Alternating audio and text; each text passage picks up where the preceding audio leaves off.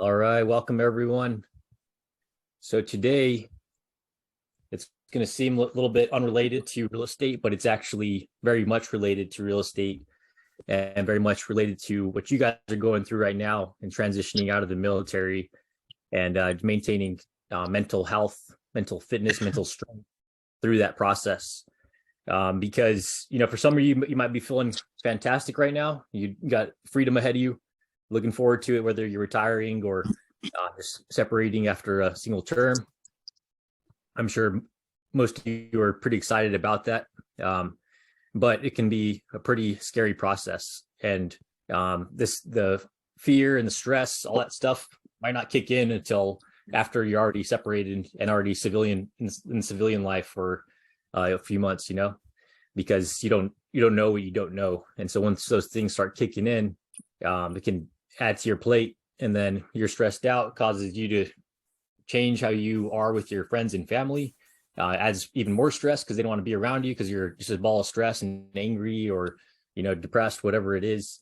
So we're gonna be talking about ways to avoid that, ways to keep your mental strength so you can do well in life and in real estate and just all around live a successful future post-military. All right, so I'm hit my share screen.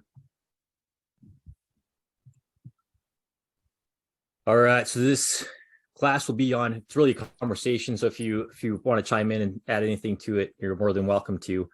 So this conversation will be on mental strength, keeping your mind right before, during, and after the military. All right. So some quick statistics, and this is just from a Google search. Depending on the source that you look at, you're going to see different numbers from different people. And I have opinions on whether or not those numbers are accurate, but these are the numbers that I found. So veterans are 60% more likely to divorce than non-veterans.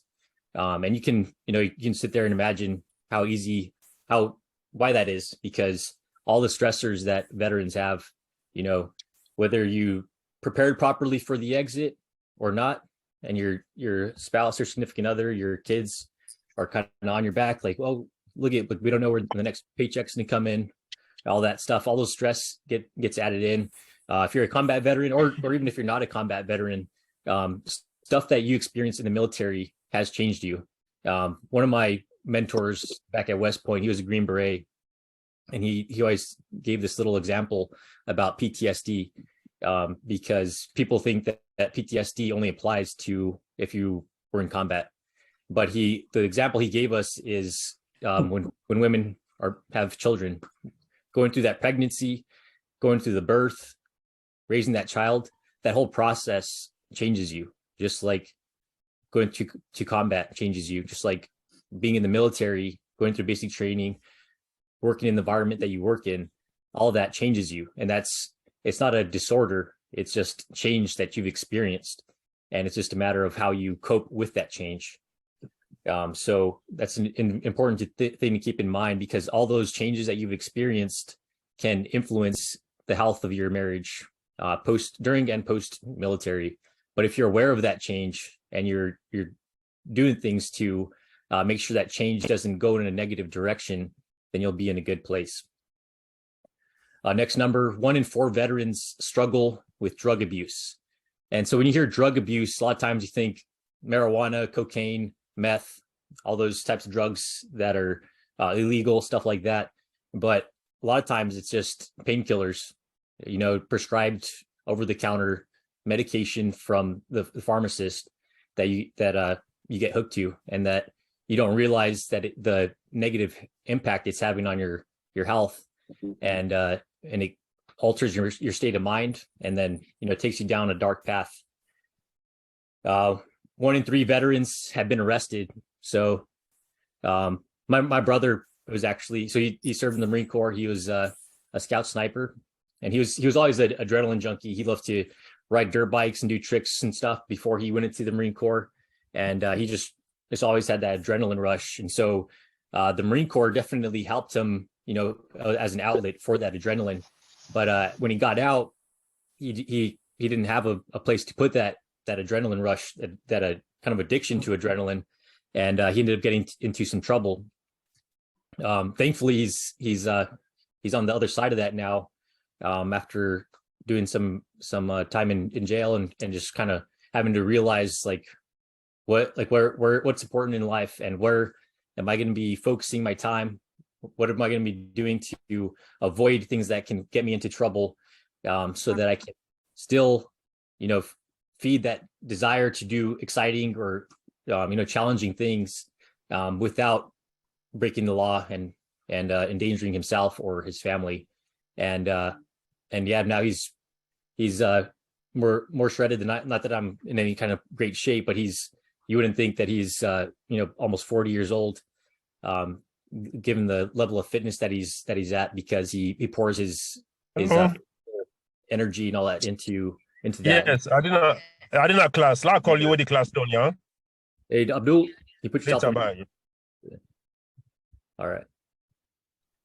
Next number, 1 in 5 veterans are alcoholics. Just if you just take a walk around the barracks or on base housing, or just, anywhere where there's a lot of military folks, the culture that's pushed on us is to drink. Anytime there's a social event, it's an opportunity to, whether it's a controlled amount, like 1 or 2 beverages, but a lot of times it's like a competition of who's going to drink the most.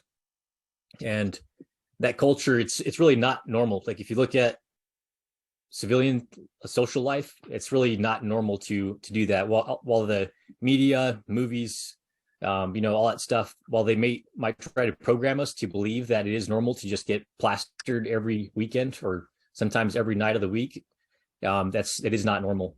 And it's important to recognize that, and to, if you see that you have that tendency to overdrink, then maybe you should take measures to not drink anymore, because for a lot of people, 1 drink is 20 drinks, because as soon as they have that barrier goes down, you lose your sense of what's acceptable, and 1 becomes 2 becomes 3. Before you know it, you're waking up the next morning with the DUI, or something you strongly regret. And so all these are just 4 examples of things that can have a heavy negative impact on your life post-military if you're not thinking about them. And these are contributing factors to why there's 29 veteran suicides per day. All these factors adds that stress to your plate, and before you know it, you're pondering, like, why do I even exist here? Like, what's my purpose for living? All I do is get drunk or do drugs every day. My family doesn't want to be around me. I don't have any goals for the future, anything like that. And then you end up taking your life because you don't have, you feel like you don't have a purpose to exist. So that being said, we'll jump to the next slide and talk about some ways to prevent those bad habits or cope with them. So this rocks, pebbles, sand, water, you might have heard of that metaphor before, where you're getting your priorities straight in your life. If you take a glass jar and you put sand in it, and then you put a cup of water in it, and then you sprinkle some pebbles in there, the rocks that you have set aside will not fit. However, if you prioritize it correctly, you put the rocks in first, and then you put the pebbles in, jiggle them around, let them find their spot, and then add in the sand, and then add in the water, everything will fit in that jar. And so that's a metaphor for how you need to prioritize your life. Having that relationship with God, having that relationship with your family, prioritizing those things first and foremost, and then everything else, work, friends, fitness, everything else after that. But if you try to do it the other way around, if you make real estate the most important thing in your life, and then all of a sudden the market crashes and you don't have any clients to work with, or your team kicks you off, whatever it is, and then it's kind of like getting kicked out of the military without against your will. You kind of lose your tribe, and you feel like you're back in that dark hole, that slippery slope. So staying connected is a big way to prevent those bad things from happening and helping you to prioritize your life. A lot of times people, once they're done with the military, they're like, all right, it's my old life. I just want to forget it, whatever happened, and move on. Or, I did it for 20 or 30 years. So I'm ready to just be done with that lifestyle and just start this new chapter. But there's so many relationships, friendships, memories that are all part of you that if you just try to cut it off, it's going to, creep up on you. That's why it's important to stay connected with those old family and friends, you know what I mean, from your tribe in the military and people that you've met along the way. And not only is it going to help you with your mental, strength, but it'll also help you with your business because, if you just stay in touch with people, let them know that you're transitioning into real estate, then you'll have people that are aware, that trust you, that are aware that you're in the business, and they know who to send their friends and family to for house buying and selling needs. Get connected. So after you get out of the military, plug into your local community, whatever sport you did in high school or club, like music, like band or drama, chess, whatever it is, get connected with those community groups in your local area. That'll plug you in with some new friends that are, similar mindset. And it's going to just give you that local family to connect with and not feel like you're all alone.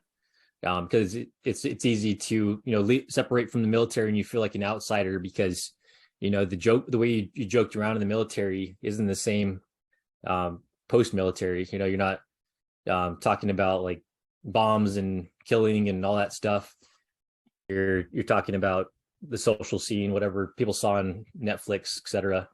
And so it's important to get connected with your new tribe as you exit the military. Travel, this was huge for me because, when you're in the military, you have to do a 20-minute class online educating you on the dangers of traveling. And then you have to submit a letter to your commander requesting approval. And then you have to do all these other things, request leave to be able to take that travel. And, it just makes it really difficult to travel. But once you're out of the military, as long as you have your passport and a little bit of money to pay for the tickets, you can go see the world. And it just really opens your mind to like what else is out there. Because if all you ever did was, you're on the ship for the entire time you're in, or you're just in the barracks when you weren't at work, it'll really open up your perspective and see how big the world is, how there's people out there that are struggling, that you might think you have a bad life or you're struggling where you're at, but you go to the Philippines and see people that are living in dirt huts and struggling for where they're going to find their next meal, stuff like that. And so it just really opens your mind. Or you travel to Europe, Mexico, any other country just for sightseeing and seeing just how incredible this world is that we live in. Having a schedule or routine. Again, this might be something that you feel like, all right, I had to schedule routine in the military.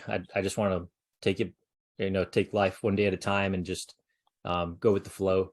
But it's really beneficial to have a schedule routine because a lot of time it'll be based on your goals, your vision for your future, especially in the real estate business. You want to create that vision board or goal sheet, whatever it is that works for you, and then lay out your schedule that'll pave the pathway to get there. It'll seem a little mundane at first, but it's definitely beneficial, and then it'll also help you to when you recognize that you're not doing your scheduling. You'll see like, okay, am I doing all right? And you can do like a self checkup when that's happening, and kind of identify like, all right, yeah, I guess I haven't been sleeping very well, or something's been bothering me about my relative is that I was really close to isn't doing well, and that's been affecting me, but I didn't even realize it. So I'm gonna go travel, go see them, and spend some time with them, so that I can feel better about what they're going through, and feel like you're helping their situation. And use your veteran benefits. some people, they're too proud to use their veteran benefits. But there's a lot of people that never served a day in their life. I have my opinions about that too, about, government officials that never, that are not veterans, that, have their fat pensions and all that stuff. But you served the country, whether it was a year or 30, you served the country. You did some uncomfortable stuff in service of your country, and those veteran benefits are there for you. And if you get them, you're not taking away from, a combat veteran that lost both all their limbs and, needs constant supervision to survive. It's all those benefits are there available for you, every one of you. And it's just whether or not you choose to take them. When I was getting out, so quick side story, I have a little bit of like pressure in the right side of my head that I wanted to get seen as I was getting out. So I was a pilot. You never complain about anything when you're a pilot, because if you complain about anything, you're going to get downed from flying. And I honestly, I thought it was just kind of a normal feeling. I thought maybe when people get tired, they have this weird little pressure in their head. But I started wanting to get seen once I saw the writing on the wall that I was going to be departing from the Marine Corps. I started going to see the doctor about it. And long story short, huge pain in the butt. The military medical that I got was pretty much what I paid for it. I paid nothing for it, and it was not great service. And so I was really frustrated on my way out. But I put in for my VA benefits. And but I bring this up because in conversation with another Marine who was getting out the same time I was, and he was a single-term Marine, so young guy, probably 22 years old, felt like he just didn't really deserve to take part in those benefits, and he didn't put in for them. And I tried to convince him that to reconsider, but this Marine, he was a flight line Marine, and in my shop, and he touched chemicals on a daily basis that on the jar, on the container, it says touching this substance will cause cancer, not may, will cause cancer. And he touched that stuff on a daily basis. Yes, he was supposed to wear protective material, and most of the time they did, but what are the chances that just a small amount gets rubbed onto another surface on your clothing or something, and then you come in contact with it later? It's pretty high, like it's very likely that happened on a daily basis. But he was too stubborn to put in for that. And so you got to think about that down the road. Where's my health going to be? And the things that I did in the military, how is it going to affect me 10 years from now? And at that point, it's going to be too late, or just a huge pain in the butt to try to go back to the VA and apply for those benefits. So keep that in mind. And you tell I'm pretty passionate about that because of the experience that I had in my last year, trying to get seen for this pressure in my head. And so if you ever have any questions about it, I'm more than happy to talk to you about it. All right. So for me personally, biggest things that have helped me, again, going back to that rocks, pebbles, sand, water, trying to make, and I kind of learned the hard way on my way out of the military. I was doing like 16-hour days during my time in Skillbridge. It worked out nicely, but I felt that pressure of like, here in Hawaii, our mortgage is almost $5,000 a month. Car payment, other payments other debts that we had to take care of, and that stress was on my shoulders, and I needed to perform. And so I kind of did make real estate the number one rock in my life, and it I hit a wall eventually, and it was like a 2-month. I didn't know I didn't like mentally say, or I haven't take a 2-month break. It was kind of like, all right, I don't know if this profession is for me.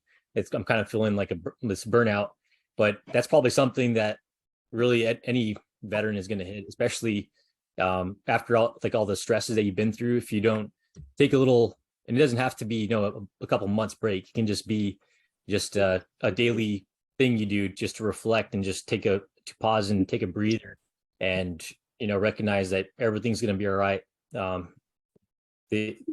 Whether you're closing transactions day one out of the military, or it takes you a little while, everything's going to be all right. And so the number one thing that's helped me is my relationship with Christ. reading the Bible every morning, meditating on God's word, and reading and listening to podcasts and sermons with my wife, and reading the Bible with my wife. That's been just absolutely huge for me, because that's the biggest rock in my life. And the next slide, I'm going to show you the poster that's behind my head right here, because that was kind of my that's what kind of got me out of that 2-month hole that I was in. It was just a stockpile of things that were frustrating me about the business, about life, and I had to take a quick pause to reignite my passion for this business. The next one is mental development. That's helped me a lot, and I see this as the weak point for a lot of people as well. When people are going to retire, in my culture personally, in the Mexican culture back in Arizona, it seemed like once people retire, they see it as, all right, it's time to go sit on the couch and watch TV the rest of my life, or go to the casino every day, things like that. And then you quickly decay because that TV isn't challenging your brain. You're not getting any better unless it's, you're watching some kind of educational documentary every single day, which highly unlikely that's all you ever watch. But having that mental development, built into your daily habits is huge to staying sharp. And your brain is a muscle, and if you don't use it, it'll atrophy, just like your arms, legs, etc. So books on professional skills, you might read some books for leisure sometimes that are just entertainment, but you'll benefit a lot more if it's, one of the books I'm reading right now is about negotiating, and it's it's interesting because I've done some of the stuff they talked about in negotiating real estate deals, and just negotiating with people in general.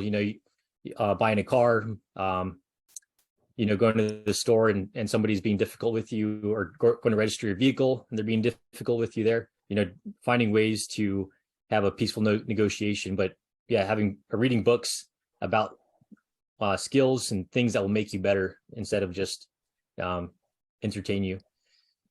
Knowledge developing podcasts, whatever interests you, whether it's real estate stuff, just nonstop listen to that, or information about what's going on in the world, hobbies, etc. Listening to podcasts that develop your brain and make you think, and make you want to research more on other topics. It's a great way to spend your time. And then productive music. A lot of music out there is just complete garbage, and studies show, and there's been these experiments that have been done with just words, negative words being played to ice as it's freezing, and then they take a microscope and look at the structures that are formed, and it ends up being just an ugly mess of a structure. But then they play classical or some kind of positive, productive music, and it produces like these beautiful snowflake structures. And same thing with plants. They've done studies and proven that playing positive music to plants affects their growth, and other way around, negative music makes a less healthy plant. And then maintaining physical fitness. So I work out pretty much every day. It's just my way to get the juices flowing, get those feel good chemicals that our body naturally produces, getting those released into my brain and my body to feel good, and that affects how my interaction with people throughout the day. Eating good food, that's been a huge learning thing for my wife and I both over the last year, couple years. Eating MREs is not the way to go, and also trying to live on a budget, eating ramen noodles every single day so you can save money and be a millionaire in 20 years.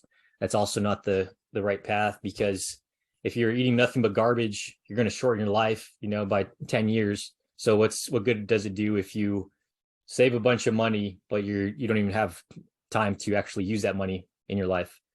So eat good food, and meditate as well. So I mentioned that in the first one, but but it's also affected my physical fitness. And it just helps doing the breathing and focusing on your day, on how everything is going to go and how you're going to, maneuver through your day. And then once you're doing it, it's like you've already been there, and it's just a cakewalk for you. All right. So the poster behind my head, I had to put this on my phone and on my wall to remind myself every day, because this is kind of like my chain of command, my vision board kind of wrapped into one, because, I had this here in Hawaii, had this retired service member that was kind of competing for one of the leads that I was helping. And I didn't even know we were competing for this person. And me being brand new, she, I guess, did research on me. Looked at my numbers and was like, this guy is garbage. He hasn't closed a single deal, and you shouldn't work with him because he doesn't know what he's doing. This lady that I've never met a single time in my life was talking about me this way. And like, service member, retired first sergeant that was supposed to be, looking after the troops, and was saying this about me. And so that, along with some other transactions that didn't go as well as I'd hoped. And it was just like, I don't know if this profession is right for me, because I'm going through each day frustrated, angry, not pleasant, not what I was looking forward to post-military. But having this reminder right here that, I'm making a positive influence on people for this, to my reward is not the $20,000 commission check that I'm going to get after the transaction. It's that I'm serving the Lord Christ. Because, when you're dealing with a realtor on the selling or buying end, whatever it is, that's difficult. You gotta have something to remind yourself to keep a level head, because if all you're focused on is the money, you're going to find yourself in a dark place, wondering where to go from there, and if this is the right place for you. So with all that being said, what are your questions, comments, and what works for you? You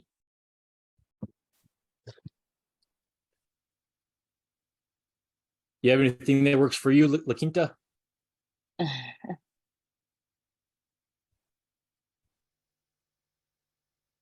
Anybody else? Yes. Hi, Zohar. Hello, group. I was just going to say, just to comment on can you hear me? Yes, I can hear you. Yes, just to comment about just living a healthy lifestyle. You mentioned food and exercising and stuff. And I was just thinking that over the last couple of weeks, I felt myself getting into a position that I didn't want to be in. I started eating a bunch of crap. And so I'm taking the opportunity to use the Lent season to fast on certain things and just kind of get a little bit more clarity and get back focused and get on track. So living a good lifestyle and trying to focus on health and wellness is something that I feel like is going to be helpful for me in the future. Yeah, 100%. Thank you so much for sharing that. Because, you don't realize it, but you can start to make food your rock. Like you look forward to that meal 3 times a day, and it releases chemicals in your brain. But the food isn't healthy, or maybe you're eating too much, or, whatever it is, but you're placing your focus on the wrong thing.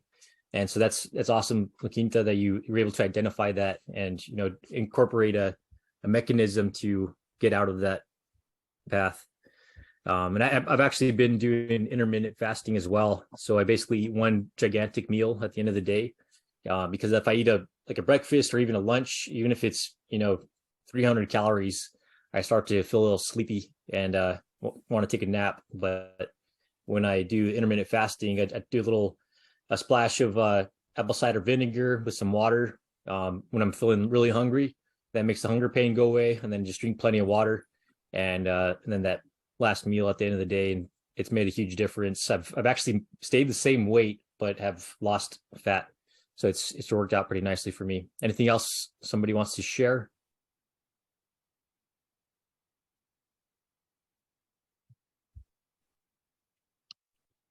For me, it's just what I've been found working for me is just doing what LaQuinta's been saying for, is like exercising, just trying to get up and be more active, because you used to being at work, you used to walk around being on your feet, standing for hours on end, to now you have a lot more time to just sit down and and actually look at like, crap, this is really about to come to an end right now.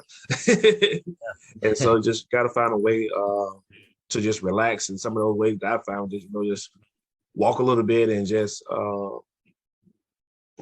just try and think as positive as I can, and just utilize my family, my friends, just to just keep giving me positive influences and positive thoughts to let me know, remind me that hey, you got this, everything will be cool. Yeah, it's awesome.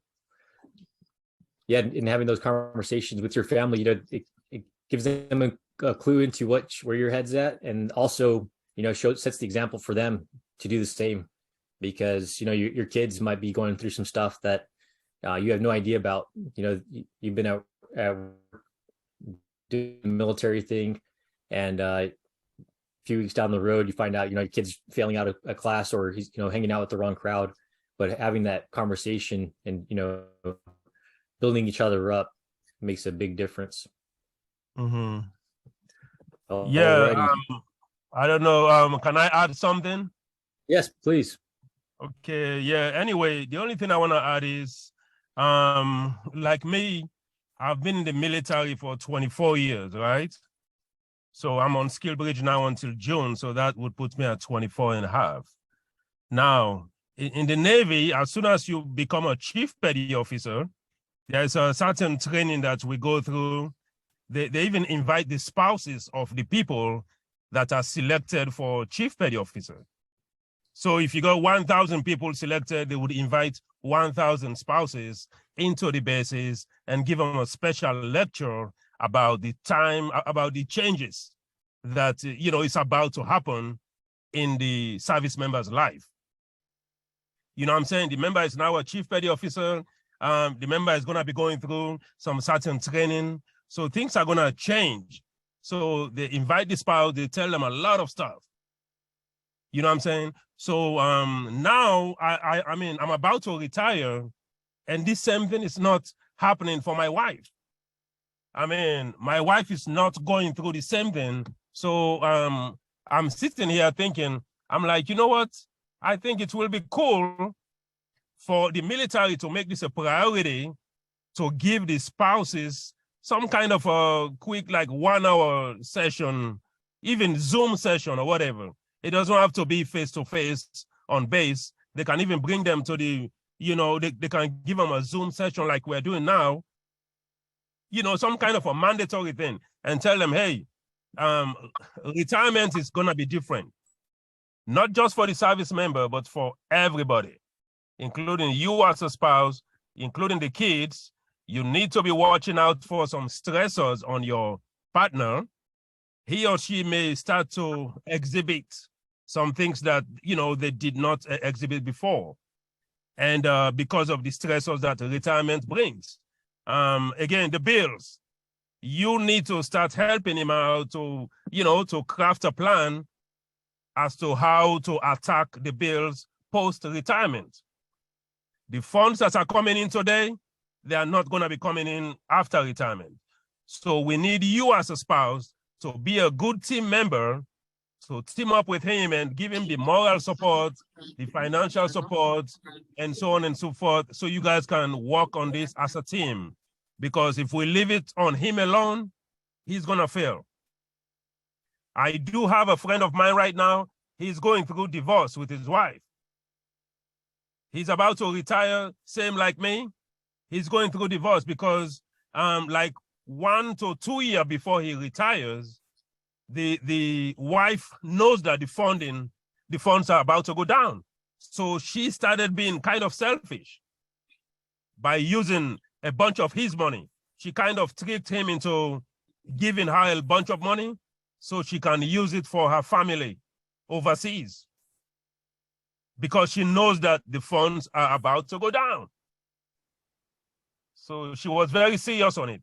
But he was not, thinking about it at the time until it was like too late. And now he has like 5-6 months left to retire. Then he started thinking about all that money that she took.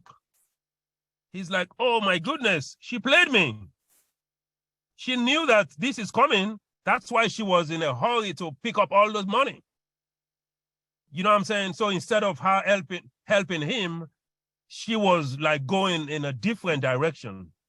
So now because of that, he's like, you know what? This woman is not a good woman for me. I need to really go ahead and, and take a break from her, because instead of joining me so that both of us can walk on the same path, she took all the money away from us. And now he's scratching his head trying to figure out the mortgage, how he's going to pay $4,000 a month. You know what I'm saying? And his retirement check is going to go down, of course. He doesn't know how he's going to do with disability.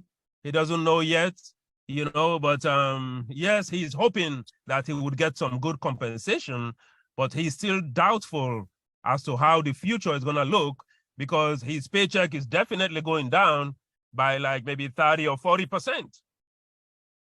So the spouse that's supposed to have been there with him is the one that is not there with him. So this is why I'm like, I think it will be a good idea for the military to get the spouses involved on retirement. I guess the military, most of the time, they just think like the chief petty officer thing. Making chief in the Navy is a big deal, and it's beneficial to the Navy to teach the spouse to know what's coming up. But now that we're retiring, the Navy is like, well, I guess we don't care. The guy's out. Or the service member is about to leave.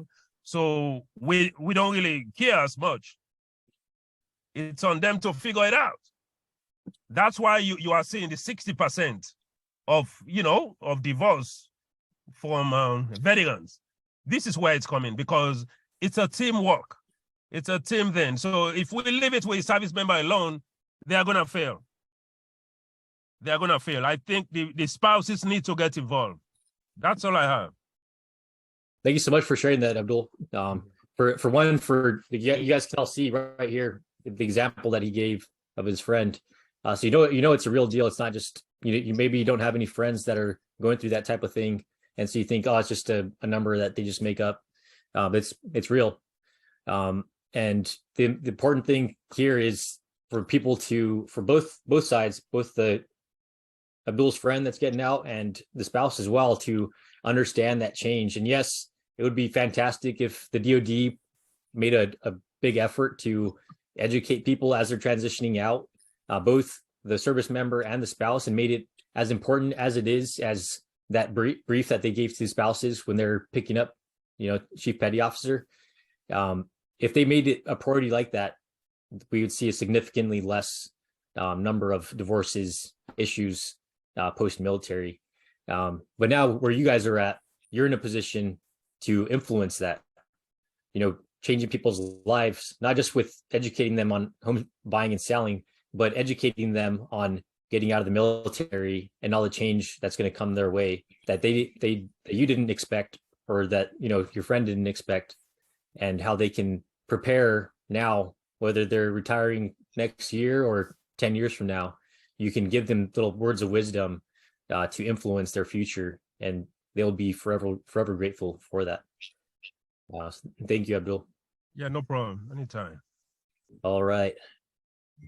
Right about the 42-minute mark. I know we owe you guys a little practice sesh for script practice. You guys ready to do that, or do you want to push it to next week?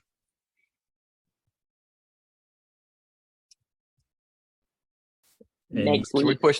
Can we push it till next week? I got 2 kids at home sick today, and it would really help me out to push.